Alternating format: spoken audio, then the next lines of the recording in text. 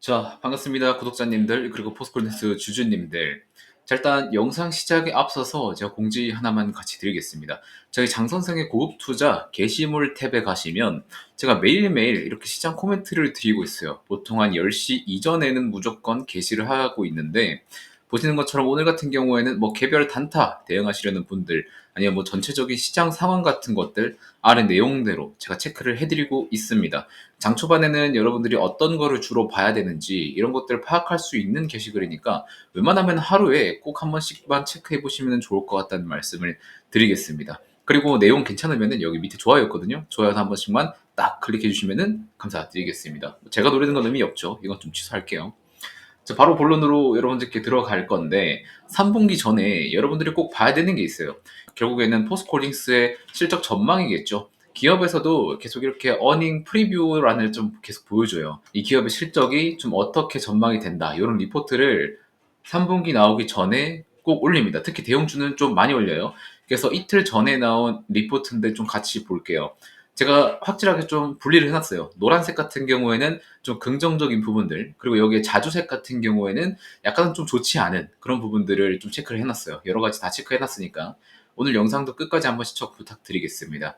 자, 지금 첫 번째 주제가 뭐죠? 자, 3분기 판매 증가로 해서 철강 부분은 개선. 제가 철강 부분은 제가 고로 개수 때문에 이거는 계속해서 말씀드렸죠. 3분기에는 무조건 철강 부분에서는 개선이 될 거다. 자, 그런데 전망하는 바에 뒤에서는 자회사 실적은 조금 악화될 전망이다라고 보고 있습니다. 하나씩 좀 살펴볼게요. 자, 철강은 제품 생산 양 자체가 늘었기 때문에 개선이 무조건 될 수밖에 없어요. 자, 제품 판매량이 840만 톤이기 때문에 지난 직전 연도 대비 1.2%, 분기 대비 7.8%를 더 높게 나타낼 것으로 전망을 하고 있습니다. 자, 그에 비해서 탄소관 같은 경우에 ASP가 대략 톤당 3만 원 가까이 하락할 것으로 전망한다는데 이 ASP 같은 경우에는 평균 판매 단가를 말합니다. 그냥 뭐 쉽게 말하면 그냥 제품 판매 가격을 얘기하는 거예요. 자, 그런데 지금 탄소광 평균 판매 단가가 대략 톤당 3만 원이라고 하면은 과거 대비해서 얼마나 뭐 하락했는지 감이 안 오시잖아요.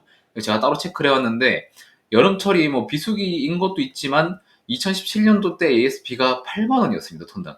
그래서 이거 대비해서 3만 원이 지금 가격이면은 굉장히 좀 많이 하락한 가격인 거죠. 자, 그리고 원재료 투입 단가 같은 경우에 뭐 이제 철강을 만드는데 원재료는 철광석이겠죠. 이 철광석의 투입 단가도 비슷한 수준으로 좀 하락을 했습니다. 탄소광도 하락한 거에 대비해서. 그래서 수익 스프레드는 전분기랑 좀 유사한 수준으로 예상이 된다고 해요. 자, 그러면은 수익 개선 폭에서는 뭐 평균적인데 판매량이 늘어났으니까 철강 부분에서는 수익성이 개선될 수 있는 여지가 있는 거죠. 자, 그리고 해외 철강 자회사들 같은 경우에도 2분기 대비해서 실적이 좀 소폭 개선될 것으로 보이고 있습니다. 자, 그런데 국내 포스코 관련 자회사들 있죠. 뭐 인터내셔널이나 포스코 퓨처엠이라던가 여러 가지 자회사들이 지금 이익이 좀 다소 축소될 것으로 보고 있습니다. 근데 특히나 리튬 같은 그런 2차전지 소재 관련 회사들도 적자폭이 과거 대비해서 조금 확대될 것으로 전망을 하고 있다고는 해요. 자, 그러면은 철강은 상승, 2차전지 쪽은 하락하는 모습을 보여주면서 약간 이번 분기도 좀 플랫하게 가지 않을까, 좀 평탄하게 가지 않을까라는 생각을 하고 있습니다. 자, 그래서 4분기, 그럼 3분기를 지나서 4분기는 어떤데? 라고 보면은 4분기 포스코 판매량의 스프레드는 모두 소폭 개선 전망이라고 합니다. 자, 3분기에는 어쩔 수 없었죠. 왜냐면은 조업 일수, 사람들이 일을 하는 일수 자체가 다운됐다 보니까 추석이랑 뭐 여러 가지 공휴일이 있었죠. 이런 것들 때문에 근무 일수가 낮아졌다 보니까 이런 것들을 감안해서 3분기는 실적이 살짝 좀 다운이고 4분기는 3분기 대비해서 조업 일수 감소가 뭐 성탄절 빼면은 딸이 없죠. 자, 이런 것들을 감안했을 때 4분기 포스코 제품 판매는 849만 톤까지 좀 전망을 한다고 합니다. 저 분기 대비 그러면은 여기 어디야? 840만 톤에서 849만 톤이니까 뭐 한 9만 톤 정도 늘었네요. 소폭 개선이 된다라고 좀 보고 있는 것 같아요. 자, 그리고 9월 24일에 중국 정부에서 부양책을 발표를 했었죠. 자, 이것 때문에 중국에 있는 철강석들이 부동산 내수로 써야 되다 보니까 수출 철강 가격이 어느 정도 좀 올라오긴 했습니다. 자, 그러면은 포스코홀딩스도 철강을 만들려면은 이런 철광석을 수입을 해서 재련을 해야 되는 거잖아요.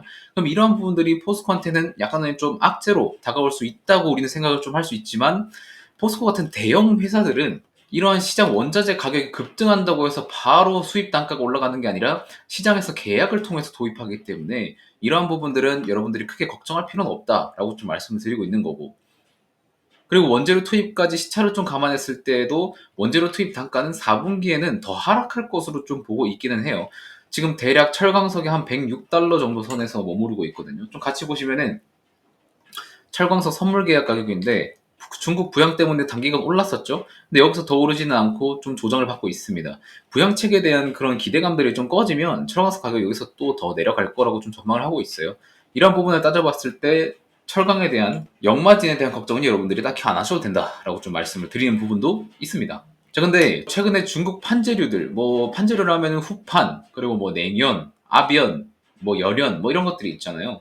이러한 것들의 중국 수출 가격이 높아졌다는 거예요. 자, 그러면은 한국에 있는 포스코에서 납품하는 냉압, 열연 같은 경우에도 판매 단가가 올라갈 수 있는 기대를 좀 할 수 있는데, 사실 이러한 부분들도 포스코는 계약이 주로 이루어지기 때문에 이러한 가격이 올라도 사전에 계약을 했었던 가격대로 납품을 하다 보니까 4분기에도 그렇게 막 엄청 오를 거라는 전망은 안 하고 있는 것처럼 보이고 있기는 합니다.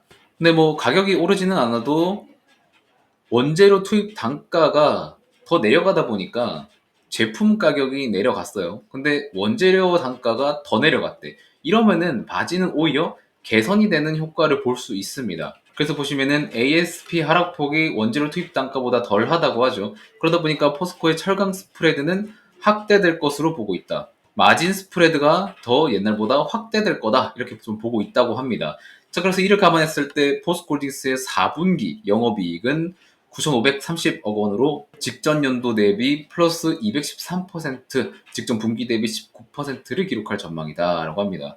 연대비 213%면 굉장히 높은 수준이죠. 이러한 것들을 시장에서 좀 잘 반영을 해주면 좋겠다라고 생각을 하지만 시장은 우리 마음처럼 좀 안 된다는 게 조금 아쉽긴 해요. 그래도 우리는 이러한 부분들을 좀 기대할 수 있다라고 말씀을 좀 드리겠습니다. 자, 그래서 증권사에서도 투자 의견은 바이라고 하고 목표 주가도 74만 원을 계속해서 유지하고 있다고 해요. 자, 포스코홀딩스가 지금 최근 정부의 공격적인 이런 경기 부양책 발표 때문에 중국 철강석 그리고 철강 가격이 단기간에 상승을 했었죠. 자, 그런데 추가 부양책 발표 가능성이 높다는 점도 있습니다. 기존에 190조 경기 부양책 이외에도 38조 규모의 경기 부양책이 나왔었고 여기서 추가로 채권 발행까지 한다고 계획 중에 있습니다. 이런 것들을 감안했을 때 추가적인 경기 부양책 발표도 우리 기대해 볼 수 있는 부분이 있고, 경기 부양이 추가적으로 발표가 되면은 철강에 대한 가격이 오르면서 철강제에 대한 가격도 같이 오르면서 포스코홀딩스의 주가도 상승을 우리가 기대할 수 있겠다라는 부분도 확인해 주시면 될 것 같고요. 그래서 중국 철강 시장 같은 경우에는 이런 부양책 때문에 좀 바닥이라고 확인 중에 있다고 합니다. 자, 그런데 우리가 중요하게 봐야 되는 건 뭐냐면 이 증권사 리포트 다 좋아요. 뭐 이 섹터를 전문적으로 다루는 애널리스트들이 적는 리포트다 보니까 신뢰도가 높은 거는 맞습니다. 자, 그런데 문제는 뭐냐? 보시면은 3분기부터 추가 하락이 제한돼 있다고 얘기를 하고 있어요. 리튬 같은 경우에는. 그러니까 리튬 가격이 3분기부터 추가 하락이 안 될 거다. 장기적으로는 시장 회복으로 포스코홀딩스 성장에 기여할 것으로 예상한다라고 하고는 있는데, 자, 그럼 우리는 팩트를 한번 체크를 해봐야 되겠죠? 리튬이 지금 하락이 제한됐냐를 봤을 때 같이 보시면 중국 탄산 리튬 선물 가격인데 어제 날짜로 저점을 또 한 번 갱신을 했습니다. 사실은 저도 이 시점에서 저 애널리스트랑 의견이 좀 같았어요. CATL이 공급량 조정한다고, 앨범알이 공급량 조절한다고. 이거 앨범알이 실제로 리튬 공장 건설까지 중단시키면서 공급량을 조절한다고 오피셜로 얘기를 했습니다. 그럼에도 불구하고 리튬 선물 가격이 이렇게 내려간다는 것은 전기차 수요 개선폭이 우리가 기대하는 것보다 아직 덜한가? 라고 좀 한번 생각해 볼 수 있는, 그렇게 꺾어서 한번 생각해 볼 수 있는 시점이지 않나 라고 좀 생각을 하고 있습니다. 그래서 리튬 같은 경우에도 중국과 미국의 이런 공급 제한을 통해서 진짜 바닥이라고 생각을 했었지만 추가적인 하락이 나온 지금 시점에서 우리는 2차전지, 우리는 전기차 수요에 대한 부분을 다시 한번 고민을 해봐야 되지 않나 라고 좀 생각을 하고 있습니다. 자, 그래도 최종 골, 최종 목표 같은 경우에는 전기차의 완전한 전환으로 보고 있잖아요. 지금 뭐 지구 온난화도 말도 아니고 엄청, 우리나라만 보더라도 지금 옛날엔 사계절이었는데 지금은 막 봄이랑 가을이 한 달밖에 안 되는 것 같고, 이러한 기후변화가 뚜렷이 보이다 보니까 사실 유럽에서도 그렇고 계속해서 기후위기 대책에 대해서 일정을 앞당기고 있는 것도 있습니다. 조선에 대해서도 친환경 선박에 대한 수요 개선을 강제시키고 있어요. 내년까지 또 개선 폭을 2% 이상 하지 않으면 제재를 먹인다든지 이러한 부분에서 친환경 전환율이 계속해서 높아지고 있는 부분이 있습니다.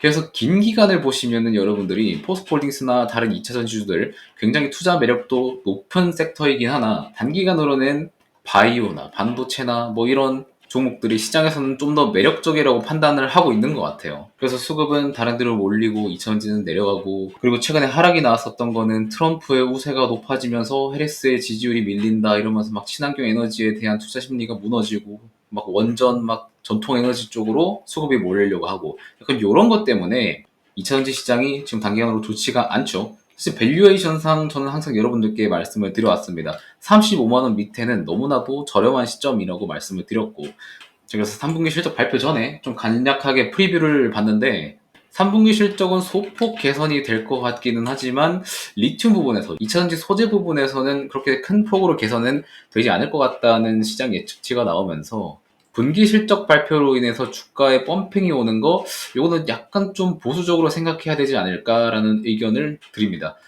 포스코홀딩스 실적 발표가 11월 첫째 주인가 초쯤으로 알고 있어요. 이러한 실적 발표 때도 여러분들께 좀 정확한 정보들 전달드릴 수 있도록 노력할 테니까 구독과 좋아요 한 번씩만 눌러주시면 감사드리겠다는 말씀 드리면서 이번 영상은 여기서 마무리해 보도록 하겠습니다. 고맙습니다.